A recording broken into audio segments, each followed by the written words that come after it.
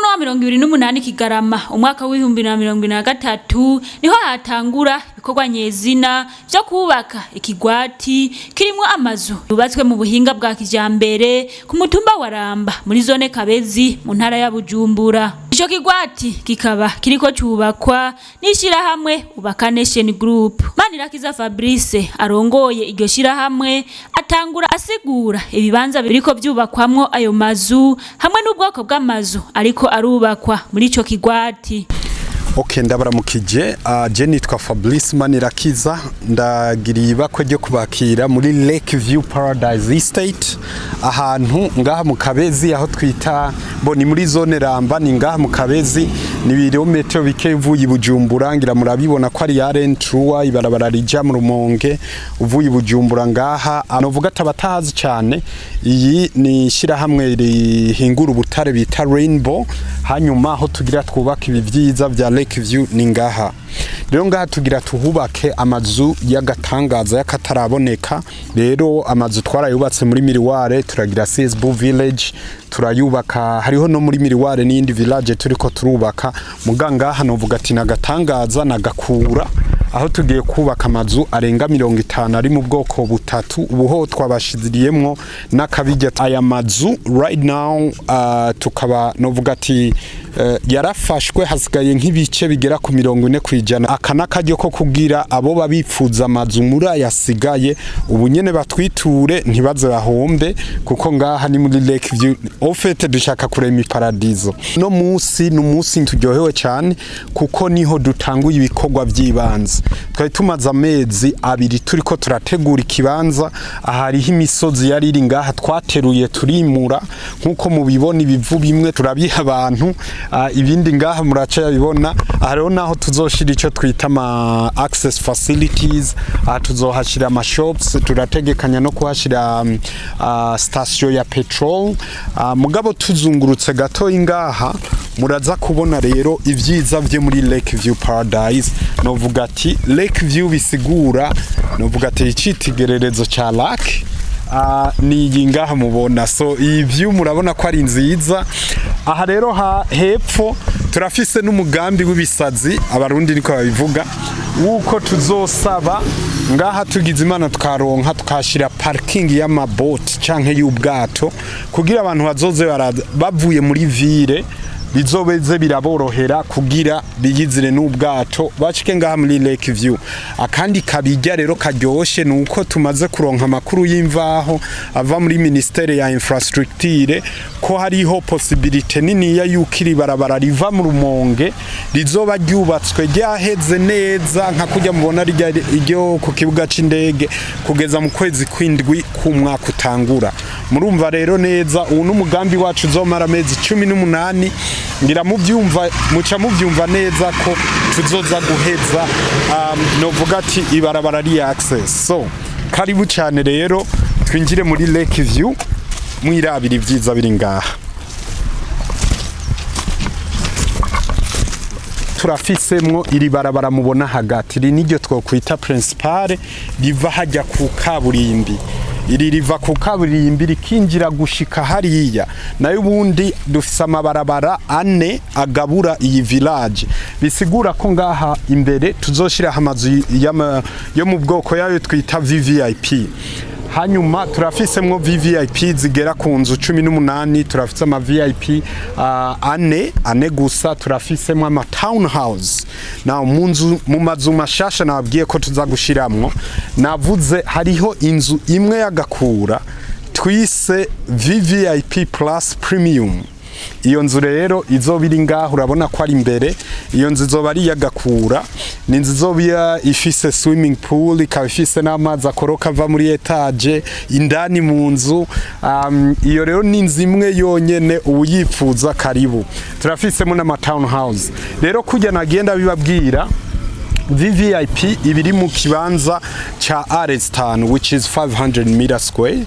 Hanyuma VIP ibiri mu kibanza cha R3 n'igice. Townhouse ibiri mu kibanza cha R2.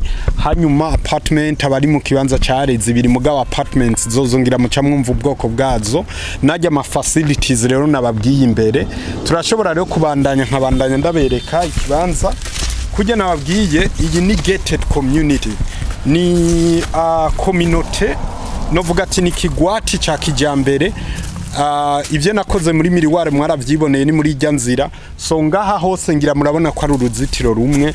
Izoba ari entrée principale, ibarabara ry'iyinjiriro rimwe, ahazoba hari abasekirite, bisigura ko we wibera hariya atawuzokwinjira utamuhaye uruhusha canke batamubajije iyagiye aja. Hanyuma hazoba hari amakamera de surveillance, ngira muravyibonera vyose ko bizoba ari sawa. Nayo ubundi aya mabarabara yoyo tuzoyashiramwo amakaburimbi, tuyashiremwo amashugwe meza. Izina ryayo ry'iki kigwati ni Lake View Paradise Estate. So muyandi majambo nukurema paradizo, kandi abarundi turabishoboye. Uzobihakana karibu mwirabire. Umuyobozi w'iryo shirahamwe abandanya avuga ko umugambi wo kubaka ico kigwati ugiye kuzana impinduka idasanzwe kwiterambere ry'igihugu. Nkuko mubibona rero ngaha twatanguye ibikorwa by'amazu, byo kubaka amazu nyezina aha muri Lake View Paradise. Rero ni projet kujya twagiye turabibabwira izomara ikiringo c'amezi 18, kandi akaba ari projet igiye kuzana impinduka idasanzwe ngaha mu terambere ry'igihugu cy'u Burundi, kuko nkaha nkuko mubyibonera abakozi bariko barahakora ni benshi, bituma bagira icyo batwara mu miryango yabo, bituma abantu badasamara. Twese tuja ku kivi mu nzira yo kugira twese dukore muri ya ntumbero yo gushika kuri 2040 na 2060 tugeze muri cya citegererezo nye n'icyubahiro umukuru w'igihugu yadusaba. Rero ikindi naco ni cyuko iyi projet izanye impinduka idasanzwe canke ibandanye izana impinduka idasanzwe, kuko nk'ubu turabye nk'abagiye barafata aya mazu wanashaka novuga yuko ibice birenga 90% n'abarundi baba diaspora, abarundi bakorera canke baba mu mahanga. Bisigura ko bituma basubira gukunda Burundi, bituma bafata barungika amafaranga y'agaciro, kandi bigatuma bagira niyo sense yo kumva ko bari mu bafite uruhara mu terambere ry'igihugu. Kuko namamvuga uwo wese ashigikiriye imigambi niwe ariha umuntu nkuriya hariya muravyibonera, kuko twe turi ngaha nk'ikiraro, natwebwe urumva nibo badukoresha, mugabo tukagerageza kugira tubumvire tubakorera ibintu bizima. Nayo ubundi ikindi novuga cyo ni cyuko ni projet novuga ati izoteza imbere n'igisata ca infrastructure, kuko nkuko mubibona ngaha mu Kabezi hari hamenyerewe nk'ahantu hatabikorwa by'iterambere biriko birahabera byinshi, mugabo twebwe kuba twaraje ngaha novuga ati twabonye nk'imana. Kandi ikindi naco twabonye ni cyuko ubwiza bwo ngaha mu Kabezi twabivuze rimwe n'ubu turabisubiyemo, n'ubwiza tutigeze tubona n'ahandi hantu. So muravyibonera imisozi myiza, ikibanza ciza. Rero twarose ikibanza kiri mu hectare zirenga 2. Ikindi twovuga ni cyuko turafise n'iyindi migambi, turafise nk'umugambi tumaze ikiringo kirenga imyaka 2 turiko turiga. Uwo mugambi nawo ni uwo kubaka amazu azimbutse, amazu ari munsi y'imiliyoni 100, amazu ari munsi y'imiliyoni 150, kugira ba bantu batari bake bama batubwira ko nabo ba mikoro make, twovuga aba fonctionnaire ba leta, twovuga ba jeune bakiri bato, twovuga abakozi nk'aba mubona ngaha, kugira nabo baronka amazu azimbutse. Mugabo challenge ya mbere iba mu bintu nk'ivyo ni bibanza, kuko iyo twebwe tugiye mu nzira yo kwigurira ibibanza nkuko mubibona ngaha, bituma twubaka amazu yitwa ko azimbye paraporo ya mikoro y'abarundi bo ngaha. Rero nkavuga ati ni intumbero, ni umugambi, ni icyifuzo dufise cyo kuronka ibibanza, iza leta yo dufasha tukaronka ibibanza novuga ati ku biciro bike bitoyi, canke tukironkera n'ibibanza ngaha. Nkunze kubivuga n'ubu turabandanya dutera kamo nk'abantu ngaha mu Kabezi, tuguma tubatera kamo abantu bafite ibibanza birenga hectare 2 bikora ku kaburimbi, ni muze dukoremo imigambi nk'iyi, hoho tuzoca tudevelopinga mu yamaza zimbutse, kandi urumva ko ni muri ryaterambere. So abo bibyo bibanza banyumve neza, sinje kubabwira ngo ngabira ibyo bibanza tuzobigura, rero urumva ko ni muri ya ntumbero yo kubandanya duteza imbere igihugu. Dufisemwe amazu y'ama VVIP agera ku 19, ayo ma VVIP hasigayemo VVIP imwe gusa, rero iri kuri RS5 ku kiguzi $1,600,000. However, hariho n'iyindi nzu dufise haje imbere twise Premium VVIP Plus. Now inzu ya Premium VVIP Plus ni inzu dushaka ko tuzokubaka ku buryo tuzoca dutangura kuza turagira comparison yo kubona ati antuka itegerezwa kuba ariyo ya mbere mu Burundi canke iri mu zambere. Iyo nzu izo biri muri RS5 ku murongo w'imbere nkuko muvyibonera muravye view iri ngaha, it's $1 million view. Je mvuga ate ko ari $1 million view, muravyibonera ngaha. Iyo nzu rero ya VVIP Premium Plus izo biri kiguzi $1,800,000. Izo bari inzu igeretse kabiri, izo bari inzu ifise swimming pool, izo ifise piscine imbere mu nzu, kandi izo ifise ico twita waterfall fountain, amazi atibukira muri iyo piscine. Urumva rero ni inzu y'akataraboneka.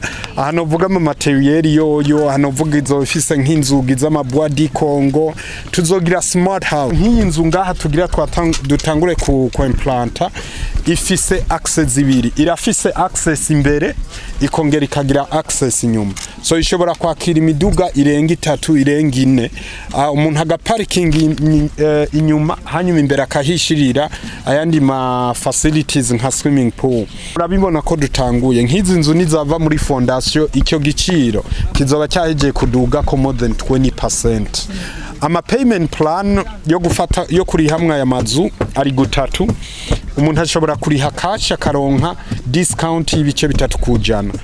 Payment plan ya kabiri canke option ya kabiri umuntu ariha 35% down payment, hanyuma ayandi nayo akayariha buke buke mu mezi 18 kugeza aho project herera. Payment option ya gatatu nayo ni umuntu hariha 35% ibice 35 kujana, hanyuma yasigaye agashobora kuja kuyasaba a mortgage loan muri banke zo ngaha. Ubu ama banke asigaye finance abantu bafata amazu, kandi turanabibafashamwe nk'aba diaspora bobo singombwa barinde kuza no mu Burundi, bashobora kuronka ayo madeni bibereye hanze. Urumva rero ko byaje kugira byorohereze twese.